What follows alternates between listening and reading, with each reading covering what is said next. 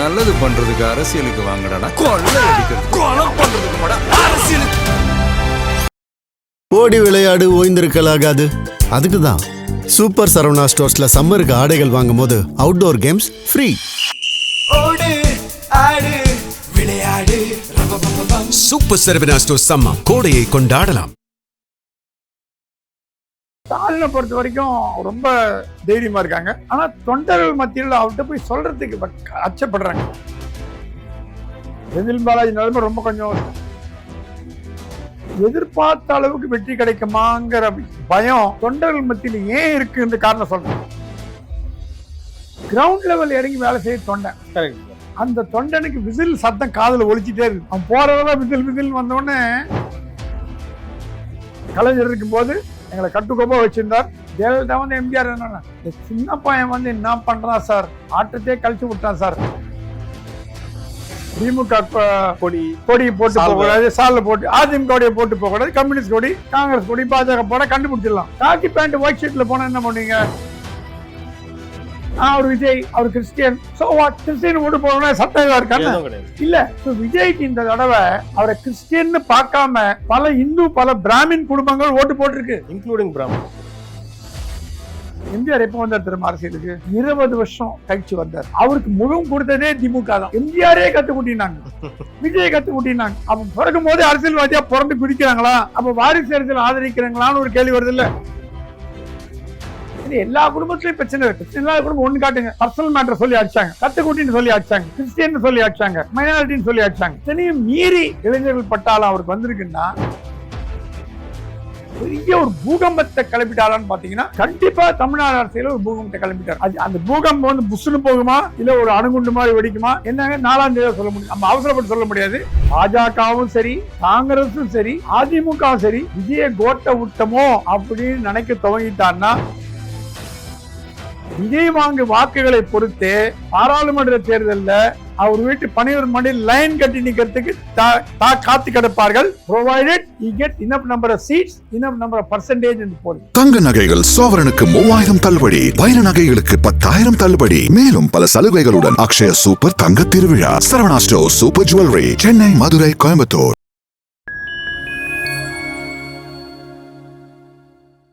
Fine time நேயர்களுக்கு வணக்கம். இன்று நம்மோடு இணைந்திருப்பவர் மூத்த பத்திரிகையாளர் திரு பிரகாஷம் சுவாமி அவர்கள். வணக்கம் சார். வணக்கம் சார். எலெக்ஷன் முடிஞ்சு இன்னோட 5 நாள் ஆகுது சார். இந்த 5 நாள்ல வந்து இப்போ என்னால வந்து பார்க்க முடியுது என்னன்னா ஒரு வெற்றி பெறுவோமா இல்லையான்ற அந்த குழப்பத்திலே இருக்காங்களே சார். நீங்க எப்படி சார் பாக்குறீங்க? திமுக தலைவர்லாம் ரொம்ப நம்பிக்கையோட இருக்காங்க. ஸ்டாலின் வந்து தேர்தல் முடிந்த அன்று மாலையோ அடுத்த நாளோ அறிவாலயத்துல கூப்பிட்டு 2வது இடம் யாருக்கு விடுன்னு கேட்டாராம். அந்த நம்பிக்கை பாருங்க. 2வது இடம் யாருன்னா முதல்ல யாருன்னு அவருக்கே தெரிஞ்சு போச்சு. ஸ்டாலின் தைரியமா இருக்கு. ஸ்டாலின் கிடைக்கிற இன்புட் எல்லாமே திமுக வந்துடும். முள் 180 200 வராது, ஏதோ மெஜாரிட்டிக்கு வந்துடும். 120 130ன்ற மாதிரி பேசிக்கிறாங்க. ஸ்டாலினை பொறுத்த வரைக்கும் ரொம்ப தைரியமா இருக்காங்க. ஆனா தொண்டர்கள் மத்தியில் அவர்கிட்ட போய் சொல்றதுக்கு அச்சப்படுறாங்க. செந்தில் பாலாஜி நிலைமை ரொம்ப கொஞ்சம் கஷ்டமா தான் இருக்குன்னு கேள்விப்படுறோம். கோயம்புத்தூர் தெருக்குல அந்த மாதிரி சில தலைவர்கள் அப்பா அவங்க எல்லாம் கூட கொஞ்சம் ரிஸ்கியா தான் இருக்குன்னு ஃபீல் பண்றோம். நம்ம கிடைச்ச தகவல், நம்ம எந்த கட்சியும் சேர்ந்தவங்க இல்லை. ஆனா அதே நேரத்தில் மூத்த அமைச்சர்கள் எல்லாமே நேரு எல்லாம் வின் பண்ணிடுவாங்க. அது ஒன்றும் துரைமுருகன், உதயநிதி எல்லாம் வந்துடுவாங்க. ஆனா எதிர்பார்த்த அளவுக்கு வெற்றி கிடைக்குமாங்கிற பயம் தொண்டர்கள் மத்தியில் ஏன் இருக்குன்ற காரணம் சொல்றேன். தலைவர்கள் வந்து தலைமை பொறுப்புல இருக்க அட்வைஸ் பண்றாங்க, அது அப்படி கார்ல பாத்துட்டு போயிடுவாங்க. கிரவுண்ட் லெவல் இறங்கி வேலை செய்ய தொண்டன், கரெக்ட் சார். அந்த தொண்டனுக்கு விசில் சத்தம் காதுல ஒலிச்சிட்டே இருக்கு. ஓகே. அவன் போறதெல்லாம் விசில் விசில் வந்தோடனே ஒரு திமுகவோட 2ஆம் கட்ட தலைவர் கிட்ட சொன்னாரு, சார் நாங்க ஏடிஎம்கே பேஸ் பண்ணிருக்கோம், எம்ஜிஆர் பேஸ் பண்ணிருக்கோம், ஜெயலலிதா பேஸ் பண்ணிருக்கோம், அதெல்லாம் இல்லைங்கள. எங்க கலைஞர் இருக்கும் போது எங்களை கட்டுக்கோப்பா வச்சிருந்தார். ஜெயலலிதா வந்து எம்ஜிஆர் என்ன இந்த சின்ன பையன் வந்து என்ன பண்றான் சார், ஆட்டத்தையே கழிச்சு விட்டான் சார், கலைன்னு கழிச்சுட்டான் சார் அப்படின்னாரு. பயப்படல சார். அவர் பண்ண வித்திகள்லாம் எங்களாலே எது ஏத்துக்க முடியல. ஒரு இளைஞர்கள் கத்துக்குட்டின்னு நினைச்சாங்க, அவன் எங்களை சாப்பிட்டு போயிடுவான் போல இருக்குது சார். நீங்களும் ஓட்டு எல்லாம் போட போயிருப்பீங்க. அப்ப அங்க இருக்கக்கூடிய மைண்ட் செட் எப்படி சார் இருந்துச்சு பசங்க குறிப்பா இளைஞர்கள்? நான் எப்பவுமே கார்ல போய் இறங்க மாட்டேன், கொஞ்சம் நடந்து போவேன். ஏன்னா நடந்து போனாதான் ஃபீலிங் தெரியும் உங்களுக்கு. ஓட்டுறது கொஞ்சம் முன்னாடியே போயிடுவேன். இங்க போய் நேர ஓட்டு சாவடிக்கு போக மாட்டேன். ஒரு 10 நிமிஷம் நிப்பேன், ஜனங்க என்ன பண்றாங்க அப்சர்வ் பண்ணுவேன். வரும்போது போலீஸ்கார காரை தொடச்சிருந்தேன். என்ன தொடக்கிறீங்க? ஏன் சார் கேக்குறீங்க? எல்லா வண்டியில ஓட் ஃபார் டிஎம்கே சாக்கில் எழுதிட்டு போட்டாங்க சார். பசங்க கார் எடுத்து கார் வந்து ஜாகிரதையா போன நடத்தும். டிவிகேவா? Vote for TVK, okay. Tamizhaga Vettri கழகம் எழுதி வச்சுட்டு போட்டாங்க சார். எலெக்ஷன் டே பண்ணக்கூடாதுன்னு அவங்களுக்கு தெரியல சார், நாங்க வெடிக்காத்தாலே எல்லாம் எழுதி வச்சுட்டு போட்டாங்க சார். அப்புறம் உள்ள போனேன். பையன் கை வச்சுட்டு இருந்தோம். நான் விசிலான்னு கேட்டான். புரிஞ்சா சரி சார். ஏன்பா எலெக்ஷன் கமிஷன் கேட்டா நகத்தை கடிக்கிறான். அவன் நகத்தை கடிக்கிற மாதிரி கை வச்சு மிசில் சிறந்த காட்டுறா ஜனங்களுக்கு. அங்கேயே கேம்பெயினிங் போலிங் பூத் உள்ள தப்பு இல்ல. அவனுக்கு இள ரத்தம். நம்ம உள்ளுக்குள்ள வந்து இது போட்டு போக கூடாது, திமுக கொடி போட்டு போக கூடாது, சால்ல போட்டு அதிமுக கொடியை போட்டு போக கூடாது, கம்யூனிஸ்ட் கொடி, காங்கிரஸ் கொடி, பாஜக போட கண்டுபிடிச்சிடலாம். காக்கி பேண்ட் ஒயிட் ஷர்ட்ல போனா என்ன பண்ணுவீங்க? எவ்வளவு இளைஞர்கள் நீங்க சொல்லுங்க. நீங்க முடியாது. எனக்கு தெரிஞ்சு இவ்வளவு போய் சரவணா ஸ்டோர்லயும் போத்தீஸ்லயும் நல்லிலயும் காக்கி பேண்ட தீண்டு போச்சான். சாக்கே தீண்டு போச்சான். ஆர்டர் ரீஆர்டர் பண்ணாங்களாம். காக்கி பேண்ட் வரவெல்லாம் காக்கி பேண்ட் கேட்கலாம். தச்சு உடனே டெய்லர் தீபாவளி மாதிரி ஒரே நாள். அதுக்கு டி நகர்ல நம்ம டெய்லர் இருக்கலாம், 1 day டெலிவரி தைச்சு போட்டு வந்துட்டாங்க. நீங்க பேண்ட கைட் சொல்ல முடியும்? பின்ன அவன் சிம்பிள போட்டு வந்துட்டாங்க. அவன் இதுதான் இன்ஜினியரிட்டின்னு சொல்றது. அரசியல் அறிவு முதிர்ச்சி இல்லாத நினைச்சோம். அவங்க என்னன்னா நம்மள தூக்கி சாப்பிடுவாங்க போல இருக்குன்ட்டாரு. அதை பார்த்து கூட பல பேர் இன்ஃபுளுன்ஸ் ஆகி ஓகே இந்த வாட்டி விஜய்க்கு ஒரு வாய்ப்பு கொடுக்கலாமே, அங்க கூட மாற வாய்ப்பு இருக்கு சார். இல்லைங்க, முதல்ல சொன்னாங்க விஜய்க்கு மைனாரிட்டி வாக்கு மட்டும்தான் வரும்னாங்க. நான் சொன்னேன் அது எப்படி மைனாரிட்டி வாக்கு மட்டும் வரும்?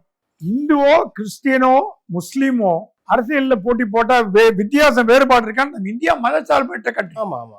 நான் வேட்டிகன் போயிருக்கேன், போப்பால பார்த்திருக்கேன். எனக்கு எல்லா மதம் மேலேயும் பெரிய நம்பிக்கை உண்டு. ஆனா ஜோசப் விஜய் சொன்னார் பாருங்க, அன்னைக்கு அவர் மேல எனக்கு இருந்த பற்று மரியாதை 100 மடங்கு கூறிட்டு. ஏன்னா உண்மையான கிறிஸ்தவன் சொல்லிப்பான். கண்டிப்பா. எனக்கு யார் மேல கோபம் வரும்னா, கிறிஸ்தவனான் காட்டிக்காமல் இந்து பேரை வைத்துக் கொண்டு கிறிஸ்தவனா இருந்து பண்றாங்க பாருங்க, அதுதான் கொஞ்சம் கஷ்டமா இருக்கும். அது கூட அவங்க இஷ்டம், நம்ம சொல்ல முடியாது. ஆனா ஐடென்டிட்டியை மறைச்சுன்னு போலித்தனமா இருக்கிறத விட ஜோசப் விஜய் சொல்லிட்டு போறது தப்பு கிடையாது. அவர் செக்குலருக்கு ப்ரூவ் பண்ணிட்டாரு. சத்திரசமாரி யாகம் பண்ணிருக்காரு திருச்செந்தூர்ல. சத்திரசமாரி யாகம் பண்றது ரொம்ப கஷ்டம். திட்டுவோ ஸ்ரீயோ உட்காருங்க. நான் 3 தடவை நான் பண்ணிருக்கேன். ஏன்னா பத்திரிகையான எதிரிகள் ஜாஸ்தி. அந்த விரதம் நேம நிஷ்டையோட பண்ணாத. அது சேகர்பாபு இருந்தா பண்ண விட்டுருப்பாரான்னு தெரிஞ்சிருக்காது. இப்ப கவர்மெண்ட் கண்ட்ரோல் இல்ல. இப்ப காபந்து சர்க்கார் தான் வேகமா பண்ணிட்டார். திமுக விடுறத உள்ளே விட்டுருக்க மாட்டாங்க அவரை. ரொம்ப கஷ்டம். அது இல்லாம பிள்ளையார் கோயில சாஷ்டாங்க நமஸ்காரம் பண்ணார். சர்ச்சுக்கு கிறிஸ்டியன் போறது தப்பே கிடையாது. நம்ம கோயிலுக்கு போற யாரை கேட்கறோமா? இல்ல சார், கிறிஸ்டியன் சர்ச்சுக்கு போறதே கேட்கணும். கிண்டல் பண்ணிட்டு போனார். அவங்க வாழ்க்கையா நீ நமஸ்காரம் பண்றல, கொடிமரத்துக்கிட்ட நம்ம நமஸ்காரம் பண்றோம்ல, அவர் தவிர்த்து போனா என்ன தப்பு? அவங்க இஸ்லாமியர்கள் தொழுவாங்க, அதை கேலி பண்ணக்கூடாது. அவங்க மதத்துக்கு உண்டான மரியாதை கொடுக்கணும். நம்மளை எப்படி அவங்க கேலி போட்டு நம்ம கேலி பண்ணக்கூடாது. அது மாதிரி அவரு முட்டி போட்டுன்னு போனாலும் அந்த மதத்துல இருக்கு. நான் படிச்சது பான்சகஸ் கான்வென்ட் தான், கேத்தலிக் ஸ்கூல் தான். எனக்கு தெரியும் அந்த மதத்தை பத்தி. சோ மதத்தினால் ஒருவரை நம்ம துவேஷப்படுத்தக்கூடாது. அவர் விஜய், அவர் Christian, so what? Christian vote போனா சட்டம் இருக்காங்க இல்ல. ஆனா அப்பாவும் கிறிஸ்டியன் சொல்லிக்காம கிறிஸ்டியனா இருக்காரு பாருங்க, அதுதான் மனசங்கடத்தை உண்டாக்கும். சோ விஜய்க்கு இந்த தடவை அவரை கிறிஸ்டியன் பார்க்காம பல இந்து பல பிராமின் குடும்பங்கள் ஓட்டு போட்டிருக்கு. Including Brahmins. மயிலாப்பூர்ல வெங்கட்ரமணன் சொன்னாங்களாம். வெங்கட்ரமணன் பிராமின் கேண்டிடேட்டியா? விஜய் என்ன கட்சி ஒண்ணா இருந்துட்டு போட்டோம். பாஜக பிராமின் கேண்டிடேட் போட்டுதா? திருப்பதி நாராயணன் போட்டுதா? காங்கிரஸ் டெக்சாஸ் நாராயணன் கொடுத்துதா? கொடுத்திருக்காங்க. அட்லீஸ்ட் அதிமுக மைத்ரேயன் கொடுத்ததா? மைத்ரேயன் டாக்டர் நடராஜன் கொடுத்ததா? திமுக மைத்ரேயன் கொடுத்ததா? ஏன்னா அங்க மேலச்சேரி மயிலாப்பூர்ல பிராமணன் வாசிகள் குறிப்பிட்ட ஒரு பேச்சுக்கு சொல்றேன். வெங்கட்ரமனுக்கு போட்டாங்க. நான் கேட்கிறேன் என்ன வெங்கட், ஒரு பிராமின் கேண்டிடேட். அது கேட்டேன், எங்க நாடாருக்கு போடலாம், வன்னியருக்கு போடலாம், பிராமின் போடக்கூடாதா? நான் சொன்னேன் அதுக்குள்ள நான் தயாரா இல்லைங்க. என்னது போட்டேன்னு தான் கேட்டேன். ஆர்கியூ பண்ண வரல. ஏன் போட்டீங்கன்னு கேட்க வரல, எதுக்கு போட்டீங்கன்னு கேட்டேன். அப்ப அவர் விளக்கம் கொடுத்தார். இந்த மாதிரி ஜோசப் கிறிஸ்டினா இருந்தா கூட கேண்டிடேட் பிராமின் போட்டாரு பாருங்க. உங்க பிஜேபி என்ன பண்ணீங்க? மயிலாப்பூர்ல நாடார போட்டீங்களே, அது எம்பிஜேபின்னு சொல்ல. நானும் அரசியல் கட்சியே கிடையாது. அந்த மாதிரி ஒரு மாற்றத்தை வேண்டும் என்பவர்கள் கண்ணுக்கு முதல்ல தென்பட்டது விஜய். அவர் ஜாதி மதம் எல்லாம் அப்புறம். நம்ம என்னைக்குமே இந்திய அரசியலையோ தமிழக அரசியலையோ, இந்திய அரசியல விடுங்க, நார்த் இந்தியா வேற மாதிரி, தமிழக அரசியல்ல ஜாதி மதம் பார்க்காத தமிழன். தமிழால் ஒன்று போடும்போது மதத்தால் ஜாதியால் நம்ம என்னைக்குமே அவனுக்கான போடுறது எல்லாம் நம்ம கோணம். இப்ப கலைஞர் ஜெயலலிதா ஜாதியை பார்த்து நம்ம கொண்டாடணும். அண்ணா ஜாதி, காமராஜ் ஜாதி பார்த்தா கொண்டாடணும் இல்ல. தமிழகம் அதுல தலை நிமிர்ந்து நிக்கிறதுக்கு காரணம் நம் ஜாதி மத வேறுபாடு இல்லாத ஒரு குடிமக்கள். கண்டிப்பா அந்த வகையில பாத்தீங்கன்னா விஜய்க்கு பெரும் ஆதரவு நான் கிறிஸ்டியன் டேன் வந்திருக்கு. மைனாரிட்டி வாக்கு மட்டும் இல்ல, நான் கிறிஸ்டியன் டேன் வந்திருக்கு. நான் கண்டுபிடிச்சேன். ஓகே சார், நீங்க மயிலாப்பூர் தொகுதின்னு சொல்றப்போ பல பேர் குறிப்பா என்ஆர்ஐ இந்த தொகுதியில வேலை செஞ்சதா நான் கேள்விப்பட்டேன். இது உண்மையா சார்? எனக்கு தெரிஞ்சு என்னோட நண்பர்கள்லாம் கேம்பெயின் பண்ணாங்க. என்ஆர்ஐ சில பேர் பாஜக பண்ணாங்க, இல்லைன்னு சொல்ல. என்ஆர்ஐக்கு வெளிநாட்டு வாழ் தமிழர்கள் அதிகம் பேர் அமெரிக்கால இருந்து கேம்பெயின் பண்ணாங்க. நான் கூட 2-3 பேர் பார்த்து கேட்டேன், என்ன டாக்டர் எங்க வந்தீங்க? இல்ல வெங்கட்ராமன் தெரியுமா உங்ககிட்ட? வெங்கட்ராமன் தெரியாட்டி என்னப்பா, விஜய் கோசரம் வந்தப்பா. டிக்கெட் கேட்டதா கொடுத்தாங்களா? டிக்கெட் கொடுக்குறதா? சொந்த செலவுல பிசினஸ் கிளாஸ் டிக்கெட்ல வந்து ஐடிசி கிராண்ட்சோட தங்கி நான் ஒரு நாளைக்கு 50,000 செலவு பண்றேன். Is rich doctor. எதுக்கு இவ்வளவு செலவு பண்றேன்னு? என்னங்க இப்படி பேசுறீங்க? ஒரு மாற்று தேடுறோம். நாங்கெல்லாம் அமெரிக்கால இருந்தா கூட எங்க இந்தியன் பாஸ்போர்ட் ஹோல்டர் தான். ஏன்னா அமெரிக்க குடிமக்கள் தான் இந்திய தேர்தலில் போட்டி போட முடியாது, இந்திய தேர்தல் தலையிடக்கூடாது. Indian passport holder, green card holder வரலாம். ஏன்னா இந்திய குடிமக்கள் இல்லாம. கண்டிப்பா சார். எங்களுக்கு ஒரு மாற்று தேடுறோம். விஜய் இளைஞர் நம்புறீங்களான்னு கேட்டேன். கண்டிப்பா நம்புறேன். Very good. அந்த மாதிரி ஒரு இளைஞர்கள் மத்தியில் வெளிநாட்டு வாழ் இளைஞர், அவங்க 35 வயசு இருக்கும், அவ்வளவுதான் அவருக்கு. யங்ஸ்டர் அவர் கூட நிறைய பேர் வந்தாங்க. மலேசியா, சிங்கப்பூர்ல வந்தாங்க, துபாயில இருந்து வந்தாங்க, நிறைய துபாயில இருந்து திமுக நிறைய பேர் வந்தாங்க. அது இல்லன்னு சொல்ல முடியாது. அந்த மாதிரி நிறைய வெளிநாட்டு வாழ் தமிழர்கள் அதிகம் பங்கேற்ற தேர்தல் எதுன்னு கேட்டீங்கன்னா 2026 தேர்தல் அடிச்சு சொல்ல முடியும். அப்போ பாத்தீங்கன்னா இப்ப கூட எலெக்ஷன் முடிஞ்சிருச்சு. எலெக்ஷன் முடிஞ்சு 4-5 நாள் ஆகுது. இப்பவும் விஜய் மேல வந்து பாத்தீங்கன்னா பல வகையில ஒரு அவதூறை பரப்பிக்கிட்டே இருக்காங்களே. ஒருவேளை நாளைக்கு ஒரு பெரிய லீடர் ஆயிருவோன்றது பயம் இருக்கும். இல்லைங்க, அரசியல்ல வந்தா கத்துக்குட்டின்னாங்க, எம்ஜிஆர் கத்துக்குட்டின்னாங்க. எம்ஜிஆர் எப்ப வந்தார் தெரியுமா அரசியலுக்கு? 20 வருஷம் கழிச்சு வந்தார். எம்ஜிஆர் அரசியல்ல ஜாயின் பண்ணும்போது எம்ஜி ராமச்சந்திரன் தான் தெரியும், எம்ஜிஆர் தெரியாது.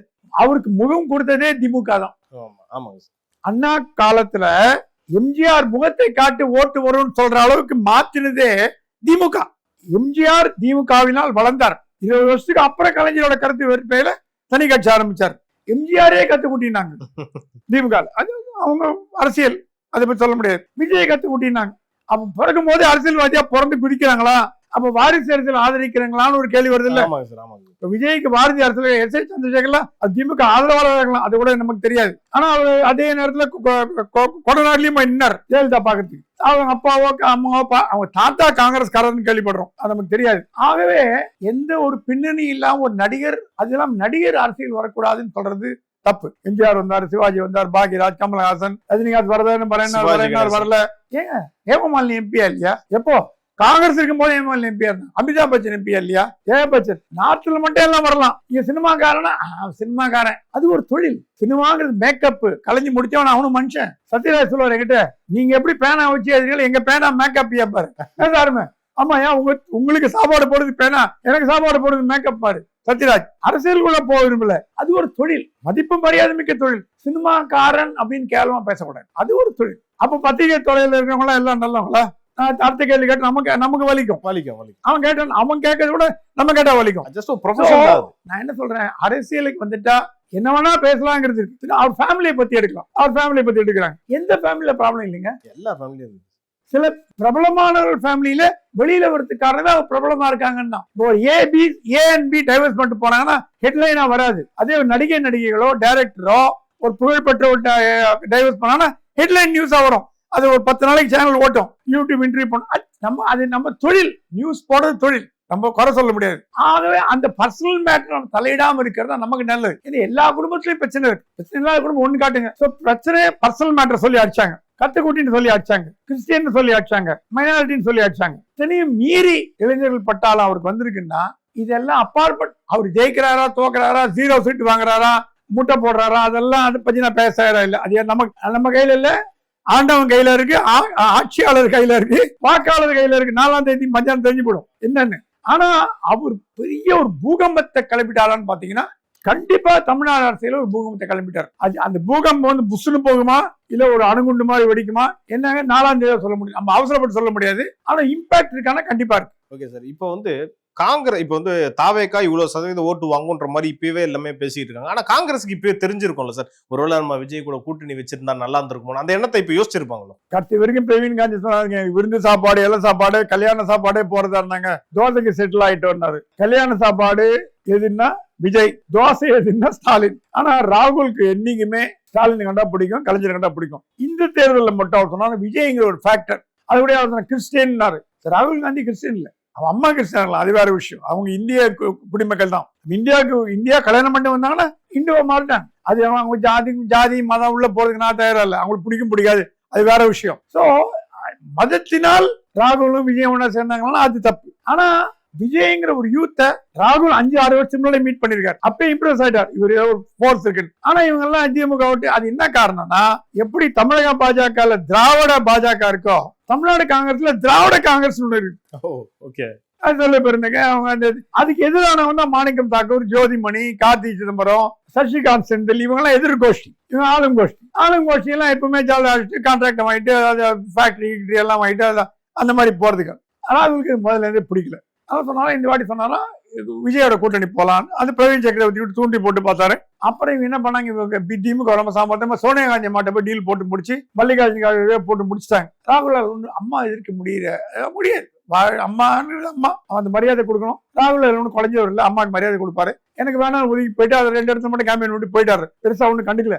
ஆனா இதுல பாஜகவும் சரி, காங்கிரஸும் சரி, அதிமுக சரி, விஜய கோட்டை விட்டமோ அப்படின்னு நினைக்க துவங்கிட்டான்னா இந்த தேர்தல் முடிவுகளுக்கு முன்னாடியே நினைக்க துவங்கிட்டு தேர்தல் முடிவு வந்தாவிட்டு அது கான்கிரீட்டா டெவலப் ஆகுமான்னு கேட்டீங்கன்னா டெவலப் ஆகும். விஜய் வாங்கு வாக்குகளை பொறுத்து பாராளுமன்ற தேர்தல்ல அவர் வீட்டு பணியூர் மண்டியில் லைன் கட்டி நிக்கிறதுக்கு காத்து கிடப்பார்கள். provided he gets enough number of seats, enough number of percentage in the polling. இப்போ வாய்ப்பு இருக்கா சார் அடுத்தபடியா செல்வ பெருந்தகை காங்கிரஸ் அந்த பதவியிலிருந்து தலைவர் பதவியிலிருந்து விலக போறதாவும் சொல்றாங்க. இது ஒரு மாதிரி ஸ்பெகுலேஷனாவே போயிட்டு இருக்கு. கன்ஃபார்ம் ஆயிருச்சா சார்? இல்ல, விலகி ஆச்சுன்னு கேள்விப்படணும்.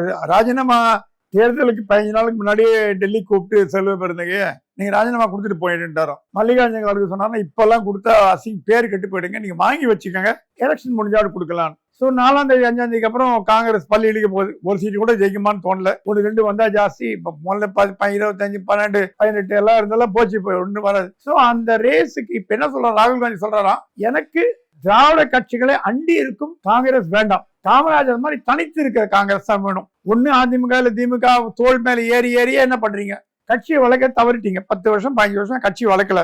எனக்கு அப்படியே திமுக ஆட்சிக்கு வந்தாலும் திமுகவை எதிர்க்கும் வல்லமை கொண்ட காங்கிரஸா இருக்கணும். பாஜக குரல் கொடுக்குறது திமுக எடுத்து நம்ம மட்டும் ஏன் ஜால்ரா அடிக்கணும்? கிட்டத்தட்ட திமுக எம்எல்ஏ பேசுறதோட அவங்க ஆதரவா பேசிட்டு இருக்காங்க.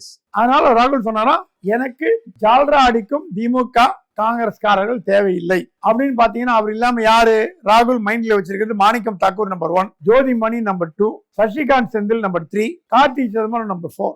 கார்த்தி சிதம்பரம் அப்பா திமுக ஆதரவாளராக இருக்கலாம், அது இல்ல மறுக்க முடியாது. இந்த கூட்டணி வந்ததுக்கு முதல் காரணம் சிதம்பரம் தான். அவர் தான் போய் சீல் பண்ணிட்டு வந்தார். ஆனா கார்த்தி அப்படி இல்லை, அவர் கொஞ்சம் இண்டிபெண்டா, ஸ்ட்ரெயிட் ஃபார்வர்ட் மேன், நல்ல படிச்சவர். பொலிட்டிக்கல் கேரியரை பத்தியோ அதை பத்தியோ நான் பேசுறாள். நான் இண்டிவிஜுவலா டீல் பண்ணது. நான் எப்பவுமே ஒருத்தரோட பொலிட்டிக்கல் ஆக்டிவிட்டி தான் பார்ப்பேன். ஒரு கேரக்டர் பணம் பண்ணாரா இல்லையான்னு பேச மாட்டேன். நமக்கு தேவையில்லை, நமக்கு ப்ரூவ் ஆற வரைக்கும் நாட் கில்ட்டி. சர்க்கார ப்ரூவ் ஆலையே. கார்த்தி சிதம்பரம் படிச்சவரா, ஃபாரின் எஜுகேட்டட், ஒரு நல்ல திறமையானவர். அவரை மாதிரி ஆளை போட்டீங்கன்னா ஜால்ரா அடிக்காம இருப்பார். ராகுல் கூப்பிட்டு கார்த்தி டோன்ட் புட் ஜால்ரா டீம், ஓகே ஜால்ரா டம் டம்னு இந்த பக்கம் அடிக்க ஆரம்பிச்சார். சோ 5ஆம் தேதி 6ஆம் தேதிக்கு பிறகு செல்வ பெருந்தகையோட ராஜினாமா ஏற்கப்படும். ராஜினாமா பண்ண மாட்டார், ஏற்கப்படும். புதிய தலைவர் தேர்ந்தெடுப்பாங்க. இந்த கேம்ப்ல பாத்தீங்கன்னா பாஜக அநேகமா அதுவும் காங்கிரஸ் ஈக்குவலண்டா 1-2 சீட் வந்தா ஜாஸ்தி இல்ல அதுவும் போட்டு கொண்டாங்க.